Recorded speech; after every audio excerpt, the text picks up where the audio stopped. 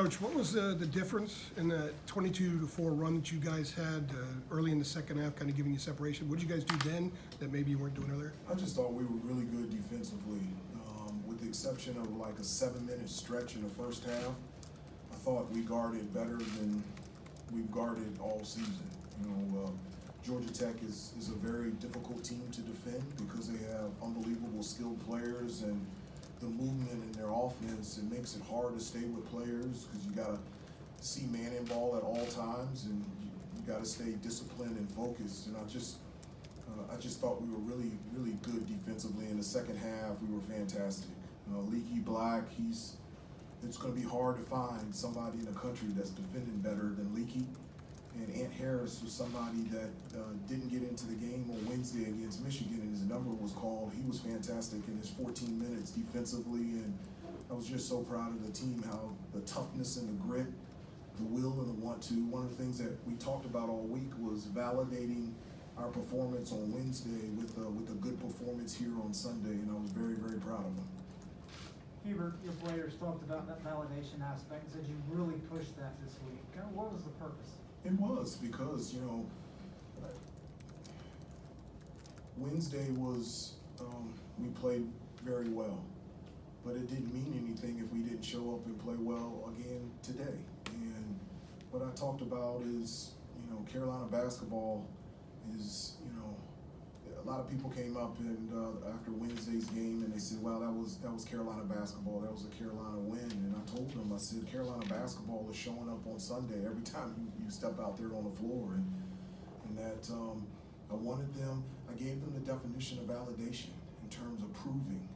And I said, prove to yourself, prove to this program, prove to people that the way that you played defense and the energy and the effort and the way that you shared the basketball on Wednesday night wasn't a one-night thing. That this is who we are. This is our team.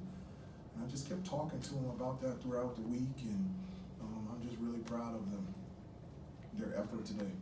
Hubert, that's two really good second halves, the Michigan game and then today. I mean, I guess it's a sign of a pretty good team when you put together second halves like that. What do you think you guys are finding at halftime, or maybe adjusting or doing better to close these games out convincingly?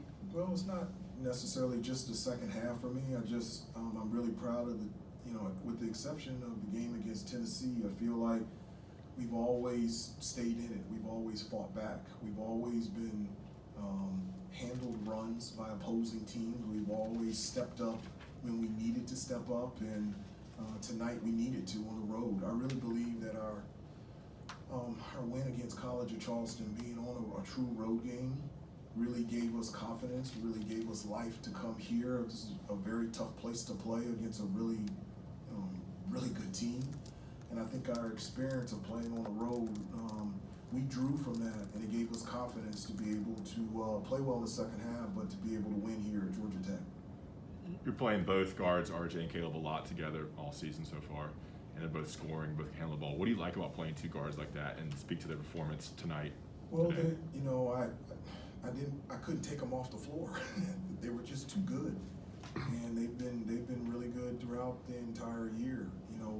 One of the reasons that I love playing 2 point guards, before I got into coaching, I never looked at it that way. And then we had Joel Berry and Marcus Page, and I said, wow, that's pretty good. That's nice to have 2 ball handlers out there that you can never be pressed, you can never be taken out of your offense, and you got multiple playmakers that can make plays for your team. And that's what we have in RJ and Caleb. At any given time, those are the guys that can make shots, but they also can consistently create shots. And I think tonight they had 10 assists to maybe 3 or 4 turnovers. It was a 2-to-1 assist-to-turnover ratio, 4 turnovers. And so, from your lead guards who have the ball in their hands a lot, and they're taking care of the basketball, distributing, and not turning the ball over, they've been great all year, and I'm very, very proud of them. To allow a 19-2 run on the road in ACC play and still win a game, what kind of extra layer of something do you guys have to be able to deal with that? Well, this I've said before, it even goes past, having a sense of validation for this team and for this program. I've said before that there's a sense of urgency with this group to be relevant. They're tired of hearing about my stories and Coach Mays and Coach Lebo and Coach Sullivan about winning on the road in the ACC and making big shots and making big plays. They want to have their own stories and their own testimonies. And one of the things that I talked to them about before the game is that one of the things that I was so happy about on Wednesday was that it wasn't a story of mine or any one of the coaches. Like, they got to see and they got to personally experience their own stories, their own testimonies, their own memories after Wednesday's game. And so they're building on that after winning today. And so that's the thing that I'm really happy for them about. Hubert, after those games in Connecticut, you were talking about what was going to change and everything. How pleased are you with the way, these two games have gone in the way that they responded to your challenge? I really am. We've got great kids in that locker room, and they were. First of all, Tennessee's an unbelievable team with an outstanding coach, and they beat us. But the players in the locker room, they were as disappointed and as upset as I was. And I'm so thankful that after that loss, we did have to play a game against UNC Asheville, but then it gave us an opportunity to have a week of practice. And I think sometimes you play in so many games, you're in game mode, but where you get better is in practice. And so from that UNC Asheville game to Michigan, we had 8 days off.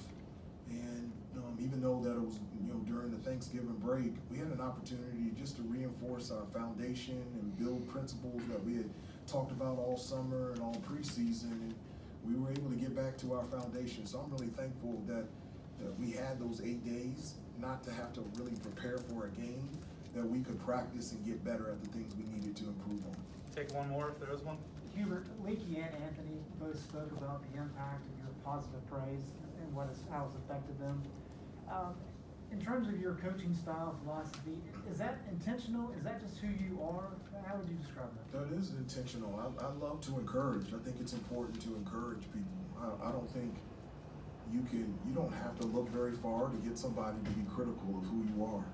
And it's all filtered through my own experience. I remember growing up and everyone, you can't play at Carolina, you can't do this, you can't do that. And growing up, I had two people that said you could play at North Carolina. It was my dad and my football coach. That's it. And so, I love to encourage. I love to build people up. And I like to hold everyone, the players and myself, accountable. But it's amazing what can happen when you just encourage somebody, when you tell somebody good job, or I really appreciate your effort. It just lights people up. Everybody needs it. And I really, a part of my coaching, a huge part of my coaching is encouraging the players. I tell them that when we watch film, I want two things to happen. One, to learn, and two, to encourage. We never watch film to call somebody out.